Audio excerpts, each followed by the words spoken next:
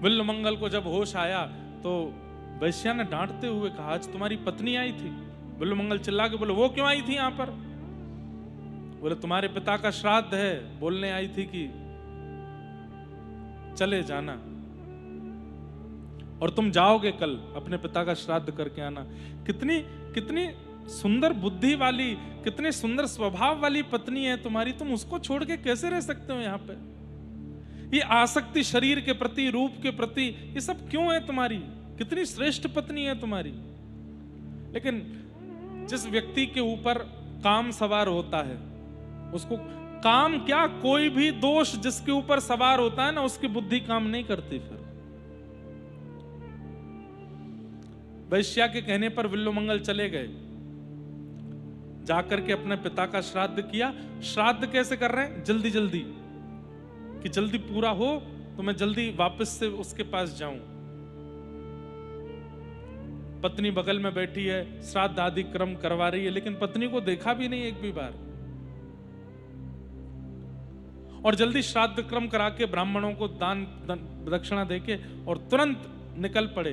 पत्नी ने कहा, बाहर बहुत तूफान आ रहा है, बहुत तेज बारिश, बिजली कड़क रही है, नदी में भी तूफान होगा, आज रात्रि यहीं रुक जाइए, कल चले जाइएगा। लेकिन विल्लमंगल जी ने कोई उत्तर नहीं दिया। बोले, तुम घर किवाड़ बंद कर लो, मैं जाता हूं। निकल पड़े। पत्नी कैसे ऐसे जाने दे, इतना तूफान है, कुछ हो जाएगा। अपनी पत्नी का ही सहारा ले लिया, उसी के ऊपर ही उसका सिर और उसका हाथ पकड़ करके बस कैसे भी पार निकलने लगे, जिसके कारण प्राण छूट गए पत्नी के। और ये भी नहीं कि किसका हाथ मैंने पकड़ा था, किसके सिर को मैं नीचे दबा रहा था ऊपर आने के लिए, उसको तो बाहर निकालूं।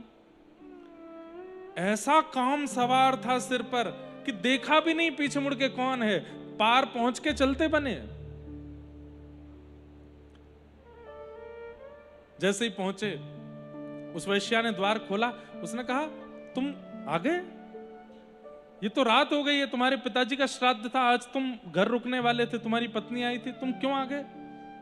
तुम्हें देखे बिना रहा नहीं जा रहा था, तुम्हारी बहुत याद आ रही थी, इसलिए दौड़ा चला आया। अरे अपनी स्थिति तो देखो, अपनी हालत देखो, और इतने तूफान में तुमने नदी पार कैसे की? बोले, तुमने कोई नौका भेजी थी ना मेरे लिए, वो एक नौका जैसे नीचे आई थी, बस उसी पर चढ़ के आ गया। बोले, मैंने कोई नौका नहीं भेजी, चलो देखो। तो जा करके देखा तो नदी के किनारे पर पत्नी मरी पड़ी थी।